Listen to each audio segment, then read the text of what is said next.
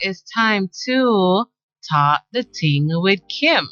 And for this week, we'll be discussing cybersecurity tips for the holidays. So let's get into it.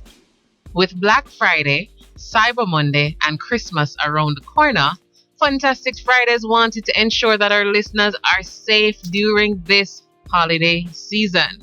So we decided to raise awareness for the most up-to-date security tips and best practices when it comes to the cyber world, right? So I don't know if it is that you guys have any tips already that you can share. If it is that you are on the Instagram live, feel free to give us your opinion, or tips that you actually practice in your everyday life. Things that you don't do, things that you probably have downloaded that has helped your devices, whether it's your laptop, your tablet, your phone, whatever it is. Feel free to share your personal tips on what you do when it comes to cybersecurity, because in this day and age, cybercrime is something we hear about almost every week.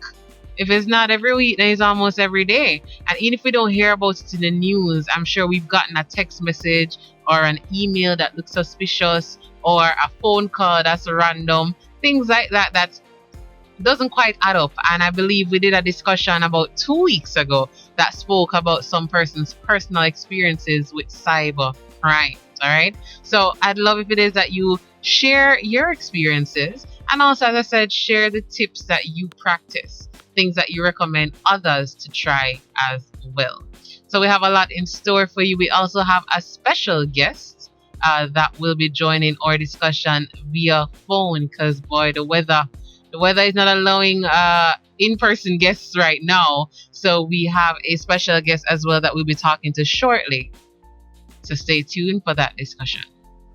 All right, so as I said earlier, we're raising awareness with the most up-to-date cybersecurity tips and best practices. With that said, cybercrime is undoubtedly one of the fastest growing crimes in the world, and it continues to impact not only businesses in all industries, but also everyday people like you and me. Staying protected from cyber attacks is, however, challenging, because it's difficult to keep up when cyber criminals are persistently looking for new ways to expose security risks. Still, there are a number of cybersecurity tips that will help you to prevent cyber attacks. So to educate us on cybersecurity and some of the best practices, this evening we have with us a very, very special guest, an expert in the field of information technology, Mr. Bertland Hope. And he's here to educate us on cybersecurity and some of his best practices. Yes, good evening, Bertland. How's everything going, sir? Good evening, Lionel. Good evening, Kim. Everything is going fine. Thank you for having me. It's a pleasure to be here with you. All right. It's our pleasure as well. So, Mr. Hope. Yes.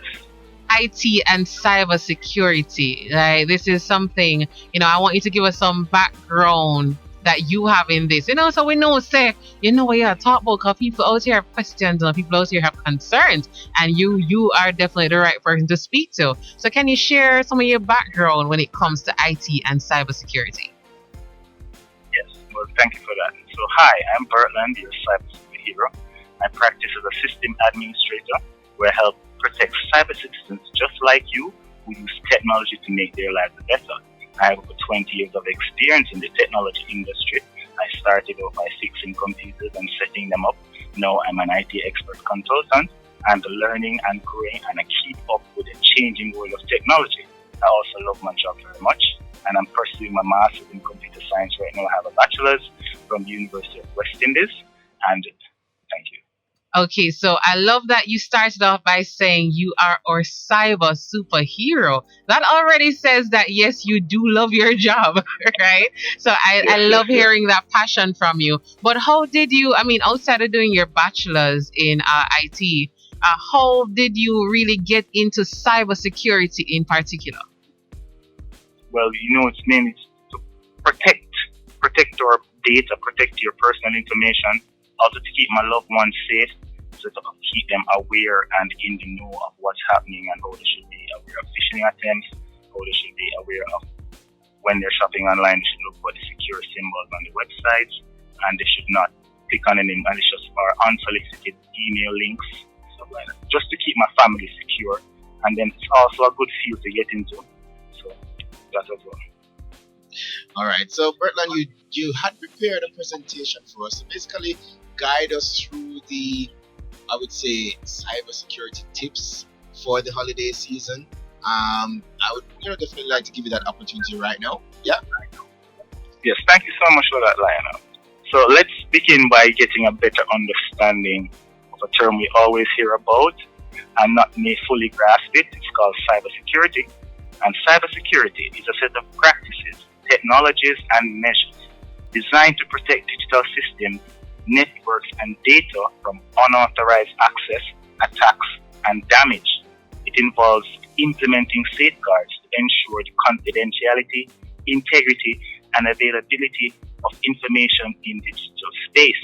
Essentially, it's like a comprehensive defense system for online presence. So you can think of cybersecurity as installing strong locks, passwords on your digital doors, setting up security cameras, encryption to watch over your data, and having an alarm system, incident response, ready to react if something goes wrong. It's basically your superhero shield against sneaky digital intruders.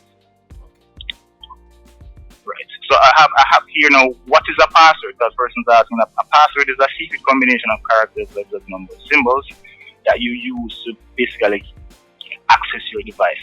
That's like a key, allowing only those who know the correct combination to enter and use a protected space. So your email is protected by a password. And imagine the password is a unique combination to your personal vault. So only those who know the correct combination of your password can access your email and sensitive information. And another thing that they use in cybersecurity is encryption. And what the encryption does is it takes the data and it transforms it into ones and zeros. It scrambles it, puts it into a cipher format, and only the person with the correct decryption key or algorithm can revert it back to the original information. Sometimes in the WhatsApp, and you will see that this connection is encrypted. That's what that means right there. And also you have an incident response. So the incident response is basically an organization or a person's approach to mitigate or manage risk. So if you feel that you have, or if you have been targeted, then you need to report it and to begin to minimize the damage and also reduce the recovery time and give them to gather further information for future prevention. So it's basically if a person or company detects a suspicious activity indicating a potential cyber breach, their incident response team will swing into action. It's like having a digital emergency squad. Basically, they investigate the incident, contain the threat, and implement strategies to recover. So that's basically what I have to say about what is cybersecurity in as much time as I'll be allotted online. And then I want to talk about how easy it is to become a victim of cybercrime, right? So cybercrimes are unfortunately prevalent today. In today's digital landscape, there have been many instances of identity theft, financial fraud, and data breaches affecting individuals and organizations alike.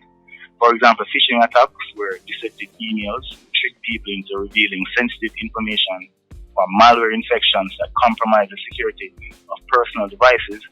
And these incidents highlight the importance of robust cybersecurity measures. So recently, there was a case where people received fake emails pretending to be from their bank, and these emails asked for persons to update their account information as it was compromised. And unfortunately, some fell for it, and their accounts were compromised once they did update their information.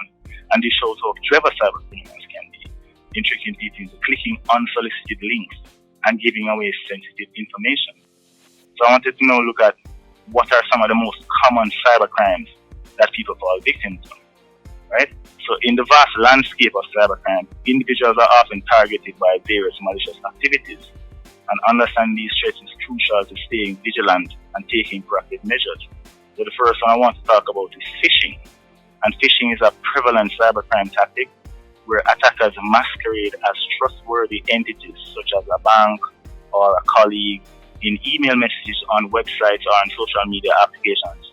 And the goal is to trick individuals into divulging sensitive information such as a password or financial details. And phishing can take many forms. So from seemingly urgent messages that create a sense of panic to emails that appear to be from a legitimate source. And the next one I want to talk about, number 2, is ransomware. Ransomware is a malicious software that encrypts files on victims' device, and it renders them inaccessible. So the cyber criminal then demands a ransom payment to release the files. And these attacks are often occur through infected email attachments. So they start with a phishing attempt, and you click on a malicious link, and they exploit some vulnerability in a software, and then the victim is left with a difficult choice: either they pay the ransom or they risk losing access to critical data. The next thing in cybercrime is identity theft. And the identity theft involves the unauthorized acquisition and use of someone's personal information, typically for financial gain. The cyber criminals may obtain this information through various means, including data breaches, phishing, or exploiting weaknesses in online security. And once in possession of this data, they can open fraudulent accounts, make unauthorized transactions, or engage in other illicit activities like using the person's identity. And the next one I want to talk about is online fraud. And online fraud encompasses a range of deceptive practices conducted over the internet, and this can include fraudulent online purchases, fake charity scams, or schemes where individuals are tricked into sending money under false pretenses. And fraudsters often manipulate victims through social engineering tactics, exploiting emotions, or creating false sense of emergency. I know people always hear this term about social engineering. So what is social engineering? Well, social engineering is a manipulative technique used by the cyber attackers to exploit human psychology rather than relying on technical vulnerabilities. So they say the human is always the weakest link. It involves deceiving individuals or employees into divulging confidential information, performing actions, or compromising security.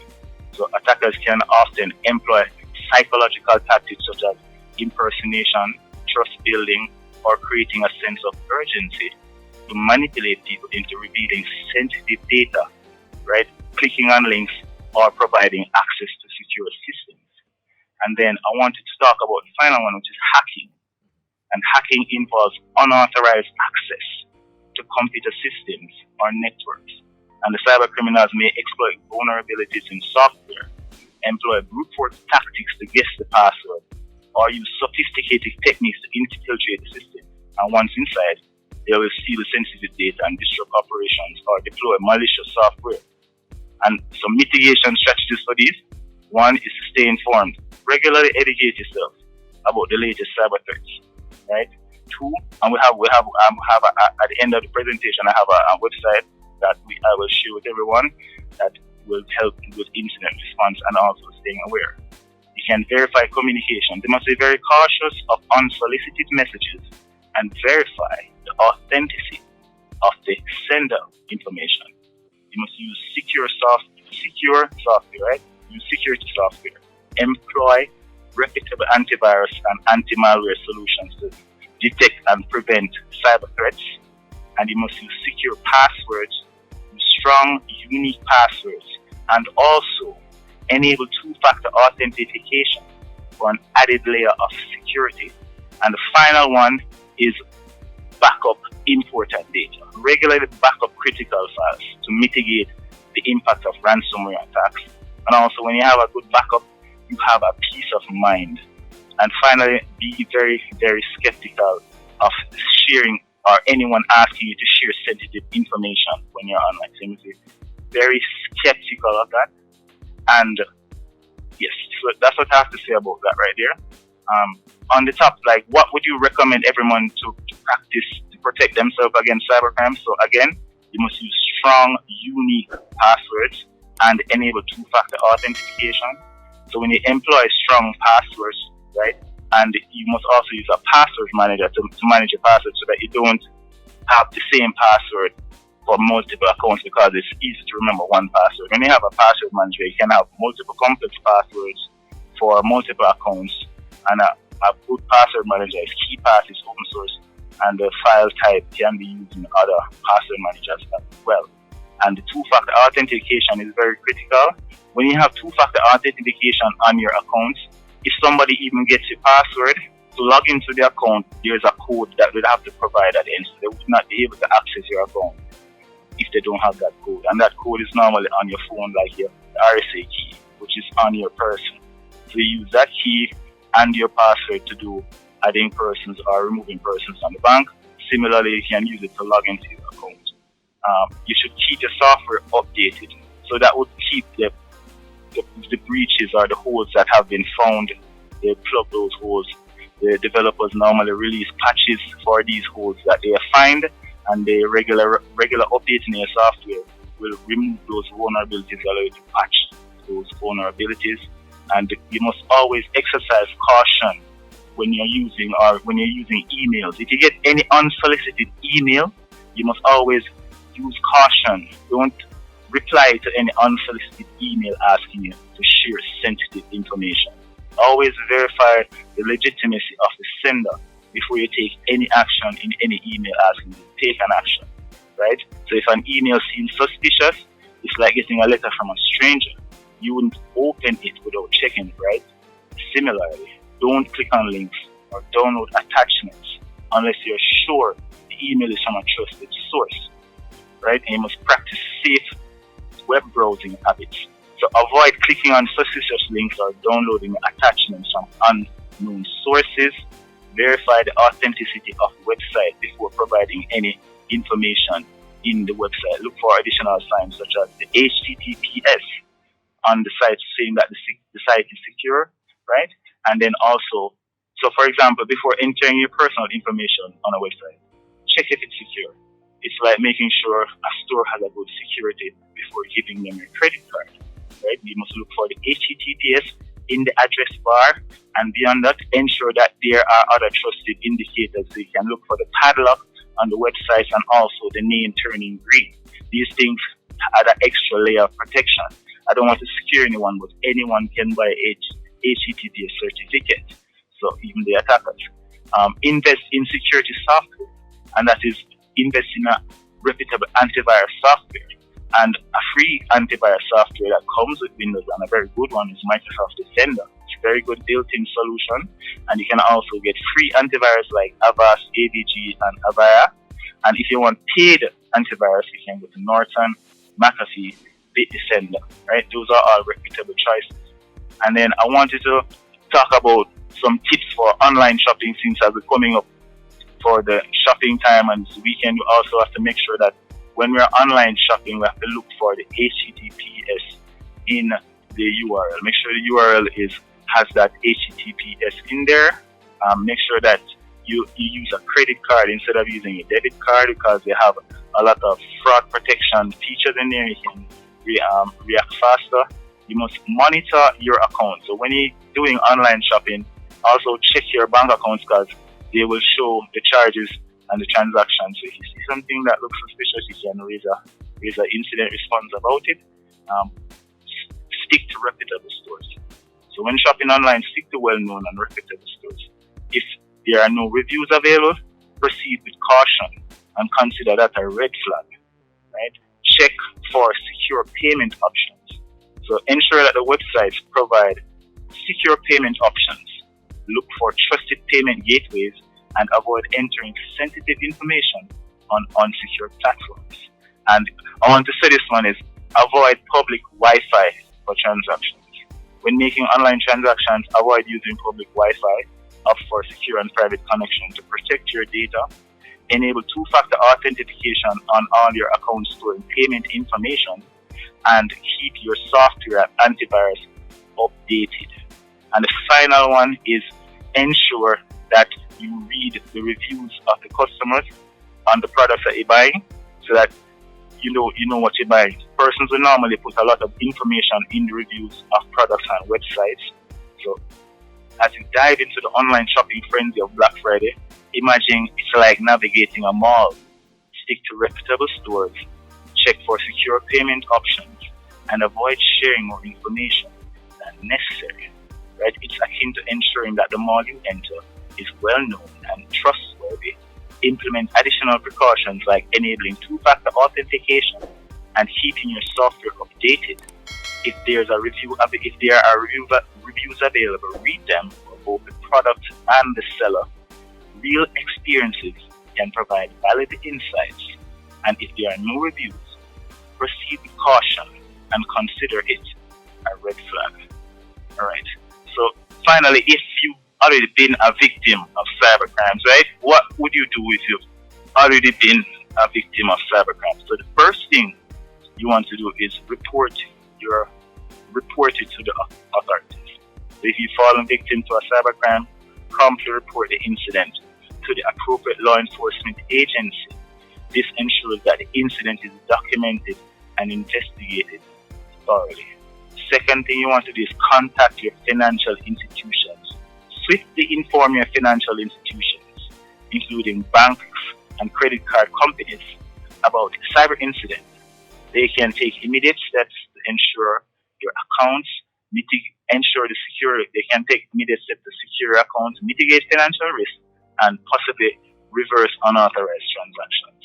And to recover access to a compromised account, if you've lost access to your account, if you change your password due to some cybercrime or malware, ransomware, or phishing, recovery may be challenging, but it's not impossible. So the first thing you want to do to try to recover your account is you want to reach out to, you contact the platform, so you reach out to the support team of the affected platform, whether it's social media, email, etc. And they often have an account recovery process in place. And then you can explore account recovery options, so you can investigate the account recovery options provided by the platform. They may involve verifying your identity on alternative email, phone numbers, or security questions. And you must be prepared to provide any additional information or verification documents that can help you, and while using the platform, to confirm your identity that this account is actually mine. And if all else fails, you can seek professional assistance in extreme cases. Consider seeking professional assistance, such as contacting the cyber incident response team in your region, right? And how would you deal with specific cyber threats? Again, malware. So you run a reputable antivirus or anti-malware software and regularly update that. Ransomware. If you have ransomware in the machine, first thing you do is you take it off the network, so you take it off the Wi-Fi, you take it off the LAN, and you report the incident to the law enforcement immediately. And having a regular backup of your data will mitigate ransomware. You have to check your backups. So when you check your backups, if there's no ransomware in there, you're good. But sometimes the ransomware gets in your backups, so you have to always regularly check your backups. And if you have backups, then ransomware won't be a real problem for you, because you will still have your data. If you fall victim to phishing attacks, what you need to do now is change all your passwords immediately and enable two-factor authentication on everything for the added security, and then be very cautious of any unsolicited emails, right? Be very cautious of any unsolicited messages on social media. And the best practice I have is backup regularly, right? Backup your critical data regularly. A good backup program that I use for peace of mind is Macro and Reflect. It's free for home use. I use that to back up my machine on a regular basis. Take an image of my drive, and I have peace of mind, right? And the cyber incident response team in Jamaica that you can reach out to, we have the Jamaica Cyber Incident Response Team, or JCIRT, and they specialize in responding to various cyber incidents and can provide guidance on recovery. And you must report your incidents through their online form. They have an online incident form that you can report to, and their website is let me just put it up on my thing. So thank you, Lionel. I finished my presentation. All right, so there you have it. Thank you very much for that presentation, Bertland Hope, IT expert consultant. We're going to go to the 7:30 break. It's now 7:37. When we come back, we have a few questions for Bertland, just see how we can get the information out there to find out cybersecurity tips for the holidays. Yeah, the team with Kim. We'll be right back. News Talk 93 FM. Heard everywhere.